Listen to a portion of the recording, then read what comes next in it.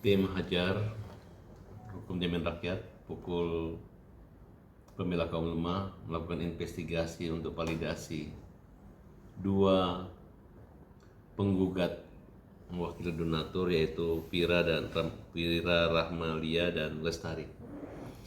Kita dapati bahwa Vira ini adalah seorang KD, memang koordinasi ke Pablo, sedangkan Lestari adalah saat ini lagi di Sumatera Utara gitu. Kita ada koordinasi orang tuanya. Orang tua tidak menyangka bahwa tidak mungkin anaknya menyumbang gitu. Kami belum mendapat komunikasi, tapi kita sudah sampai tes mulai Dukcapil sampai ke desanya dan sudah ada komunikasi. Dan kata Pablo, ini dari hasil rekaman sudah selesai, katanya belum. Ini belum selesai. Vira Lestari, ini kasus belum selesai. Pertanyaan kami, mana bukti kamu pernah nyumbang sama Agus sehingga kamu berani banget membuat gugatan? Kamu menggugat Agus dan uang itu udah habis semua gitu. Berarti Pablo yang mengatakan sudah validasi hakim 577 itu nggak benar.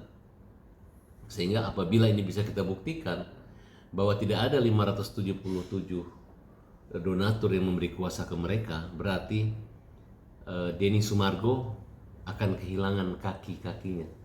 Ibaratnya kalau macan udah ompong, karena dia bersandar pada persetujuan seorang Pablo di Petkes, seolah-olah uang itu diserahkan kepada milik donatur, diserahkan kepada korban NTT tanpa menyisakan sedikit pun buat Agus dan keluarganya.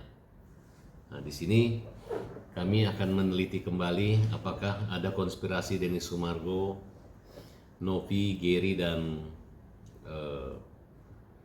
Pablo gitu.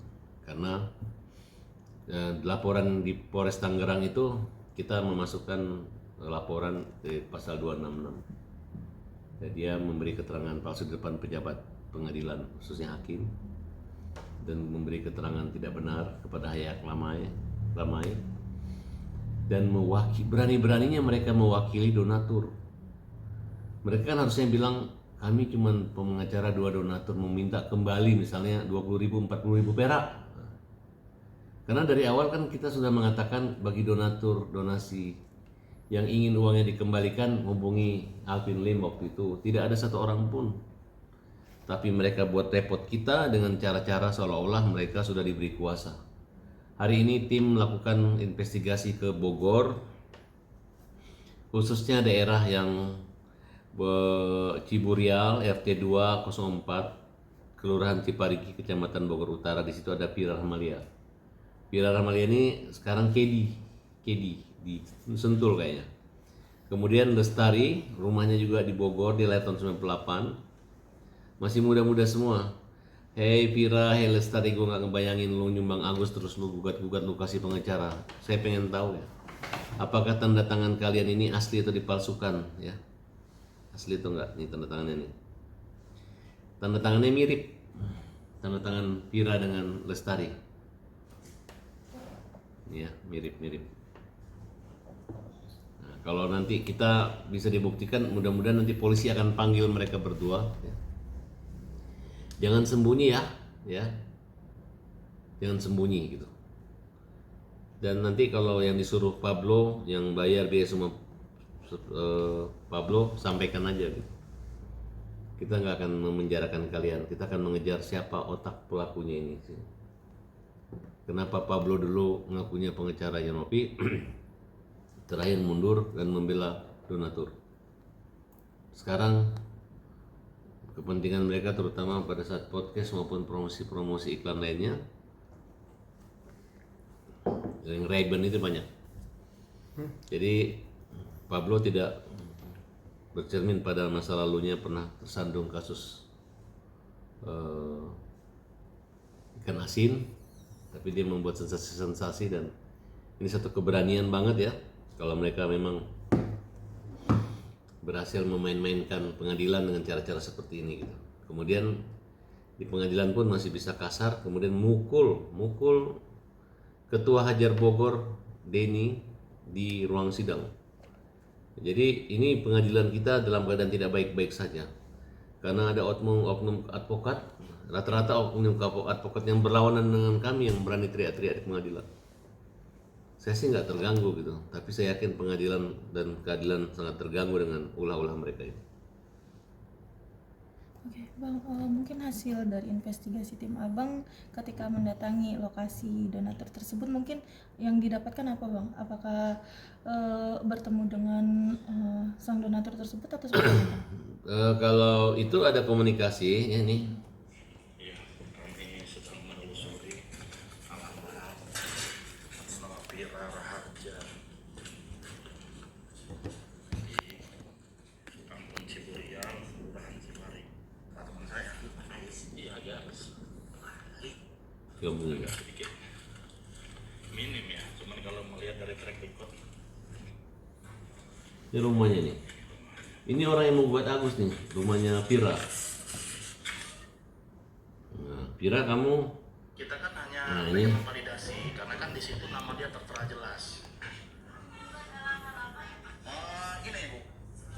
Bukan. Jadi Kan kasusnya emang tunggal iya, iya. dia telepon Pira. Yang sangat saya sesalkan kenapa dia memberikan kuasa. Udah itu aja.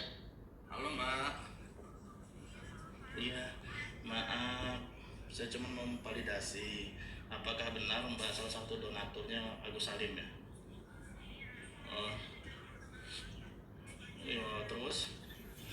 Jadi gini. Nggak, saya mau nanyakan, benar Mbak memberikan kuasa kepada Pablo CS? Oh betul ya. Oh ya, oke. Itu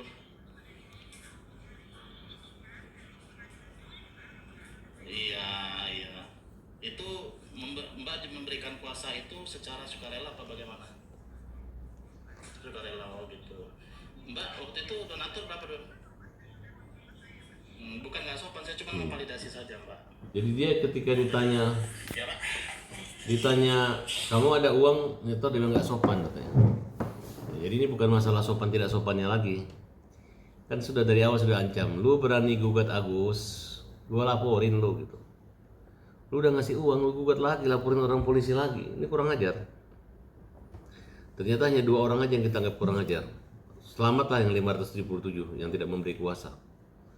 Ya, tolong Pablo, lu cari gue, lu kasih aja tuh surat kuasa semua. Jangan lu bilang ada-ada ya, jangan ngarang-ngarang aja. Ya, kita serius, nggak boleh main-main daftar-daftar gugatan mempermalukan bikin repot gue nggak bisa. Pokoknya kita kejar sampai masuk ke ranking semua, ya, sampai masuk penjara. Terkait tadi selain PB kan ada juga yang lain yang turut Abang laporkan terkait pengelapan uang tersebut. Itu nasibnya seperti apa, Bang? Ya, kalau misalnya konstruksi sempurna beralihnya uang itu kan ada 4 pilar. Pilar Denny Sumargo, Novi, Pablo, dan Gary. Gary sebagai ketua yayasan baru, ya mungkin kalau bicara tentang tempusnya uang ini hilang, itu bukan pasti Novi berkelit bahwa dia pasca dia setelah keluar dari ketua yayasan. Nah di sini kita lihat gitu peran yang paling banyak siapa? Orang yang paling bertanggung jawab kehilangan uang ini, menghilangkan uang ini adalah Denny Sumargo gitu. Dari awal Denny Sumargo mengatakan ini uang milik Agus dan akan kembali pada Agus. Siapa yang menggunakan akan dia ganti. Siapa yang habis itu dia akan sikat, tapi ternyata terbalik. Uangnya Agus yang disikat habis, walaupun bukan buat kepentingan dia pribadi. Tapi kita pikir 1,3 miliar itu adalah uangnya Agus, ternyata masih ada 400. Awalnya mereka bilang itu uang pribadi Densu, uang CSR-nya. Akhirnya dia mengaku dari super thanks. Nanti kita teliti. Kenapa Denny selama ini diam-diam mengumpulkan uang tersebut untuk kepentingan Agus? Apakah itu udah izin PUB dari Menteri Sosial atau itu urusannya dia? Kenapa dia bisa berpotongan dengan YouTube 30%? Kenapa Agus nggak tahu? Kenapa habis? Kenapa dibagi? Nah di situ mulai kita lakukan penelitian, pelacakan, investigasi, validasi data bahwa gugatan yang dibuat inilah gugatan asal-asalan, gugatan hanya untuk heboh-hebohan. Mereka tidak punya landasan yuridis yang kuat, mereka tidak punya landasan filosofi yang baik tentang hukum. Yang mereka lawan adalah orang buta, orang sakit. Yang awalnya mereka dapat uang dengan menjual kesakitan orang itu, tapi ternyata bukannya kesembuhan, makin menderita. Orang itu diolok-olok, dipermalukan, makanya dilaporkan ke Komisi Disabilitas Nasional agar menjadikan kasus ini sebagai kasus.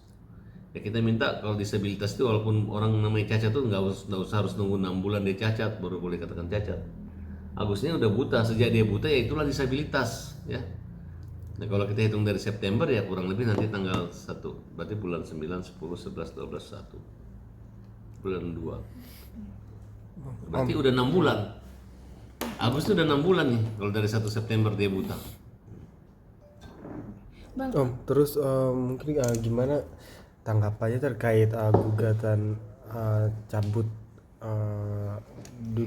donatur para Ya kita kan donatur udah diterima? tadi gara-gara dicabut makanya kita kebut Oke. untuk memidanakan orang-orang yang kan janji gue semua donatur yang menggugat Agus kan gue udah prediksi lu hanya main-main hanya nakut-nakutin hanya melegitimasi penghilangan uang Agus kita kejar harusnya dia jangan cabut dia buktikan bahwa uang itu akan kembali ke mereka legal dan sah melalui penetapan sehingga boleh dikasih ke orang lain tapi mereka tidak melibatkan dinas sosial tidak melibatkan Agus tidak melibatkan yayasan lagi ya melibatkan yayasan yang menghabis-habiskan uang itu.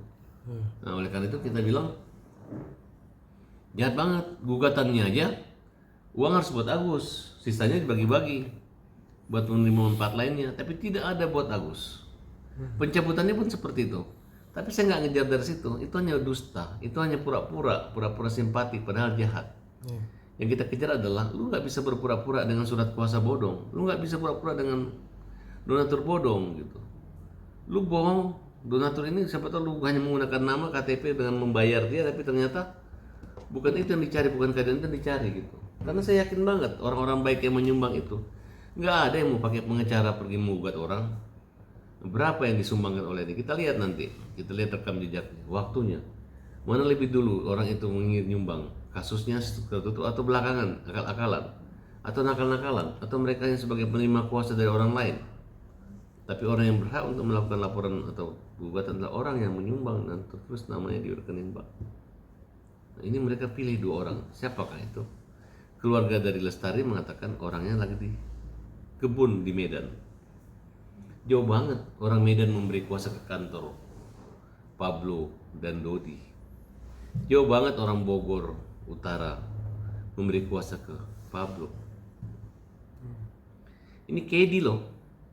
Hei Ibu Kedi, kamu si Pira, kita udah survei semua di tempatmu. Kita udah tahu pekerjaanmu dan jujur sajalah, lebih bagus umumkan di media sosial. Apakah kalian menyumbang dengan ikhlas? Apakah kalian yang punya niat untuk melaporkan atau membuat Agus? Apakah kalian punya niat sendiri yang mencabutnya juga, mengabuk-abuk Agus? Apakah kalian yang ingin uang 1,3 miliar semua Agus diserahkan kepada orang lain selain Agus? Jelaskan. Kalau kamu bujuk rayu atau dimanfaatkan, jelaskan kepada kami, biar nanti kalian tidak menyesal. Karena perkara ini sudah kita laporkan ke Polres Tangerang.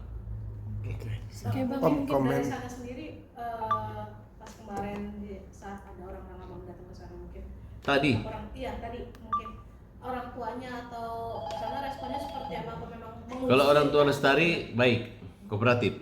Kemudian ada keluarga sakit dan bahkan minta perlindungan kepada kami. Oke. bang apakah dua Kalau keluarganya Piranya masih keras menyerahkan semuanya pada Pablo. Jadi nanti Pablo yang bicara. Kita nggak peduli itu. Ingat ya, nanti kalian akan menyesal. Selama ada rekayasa, kita nggak bisa nolong. Kalau sekarang kalian minta maaf, minta ampun memang sama Agus, saya pertimbangkan. Jadi emang udah kekeh kalau memang yang Edi ini tidak minta maaf akan segera diproses. Sudah kita laporkan. Tinggal lu mau baik-baik sama kita atau tidak, itu aja. Bang, jika itikat baik dari pihak donatur yang pertama ke abang, apakah nantinya pihak donatur yang pertama yang dari Bogor tersebut akan nantinya dijadikan saksi bang oleh Ya, abang terkait? jadi tetap jadi saksi. Kalau mereka hanya mengatakan dengan niat baik, tidak pernah di Medan soalnya orang hebat banget. Masa orang dari Medan ngasih kuasa ke Pablo? Itu pengakuan daripada keluarganya. Kita udah dokumentasikan semua. Oke. Dan saya yakin Pablo akan sakit gigi, akan pusing. Ya. Lu karang-karang aja, lu atur semua, nggak tahu yang mana. Yang penting catatan saya bahwa kalian nggak lama lagi kita kejar, kita dapat, ya, catat ya. Oke. Om, Ini kan terkait ada permasalahan. kemunduran Novi Irjan dari sebagai PH-nya Novi gimana Om? Ya kan saya udah katakan, kalau Novi merasa tidak menghabiskan uang Agus, silahkan minta maaf sama Agus. Kalau kasusnya HK itu di luar daripada kasus ini, HK itu hanya urusan pribadi. Ya. Dan nggak ada kaitannya. Si Novi ini kan dia nggak bongkar-bongkar juga rahasia rumah tangganya HK. HK-nya ini dia terlalu berlebihan. Kalau dari gaya bahasanya kayaknya ada video-video atau foto-foto deh kayaknya gitu. Tapi nggak usah takut. Gue nggak yakin HK berani bongkar foto-foto mesum atau foto-foto apa. Kalau HK berani bongkar foto mesum, saya orang yang pertama melaporkan HK. Ya. HK, lu berani ancam-ancam orang foto mesum, gue yang laporin lu. Ya, walaupun Novi ini musuhnya Agus, ya, tapi Novi ini masih belum terbukti mengambil uang 1,3 miliar itu, karena dia sudah menyatakan dia tidak terlibat. Tapi lu kalau ganggu-ganggu Novi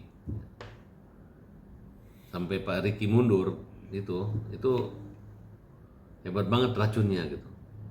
Tapi kalau hanya itu jadikan alasan, gara-gara dia pernah minum dan mabok tiba-tiba mundur, ntar HK berhadapan sama gue, mau berapapun pengacaranya. Ini kita sebagai tim pembela yang lemah gitu, kita pasti bantu. Tapi kalau lu menggunakan cara-cara media sosial untuk menjatuhkan harkat martabat orang, walaupun Novi musuhnya Agus lah kira-kira gitu, Farhad akan turun tangan di situ. Jadi ada keterkaitan ya masalah HK dengan Pastilah, kemunduran. dari ceritanya Pak Riki kan HK itu kan HK itu udah nonton liatin apa semua, akhirnya dia mundur nggak ada alasan kan, berarti ada sesuatu apatis yang ditampakkan gitu, ya kan? Berarti apa cerita selama ini mungkin konon kabarnya mungkin kenyataannya seperti itu. Tapi itu saya nggak mau campur di situ.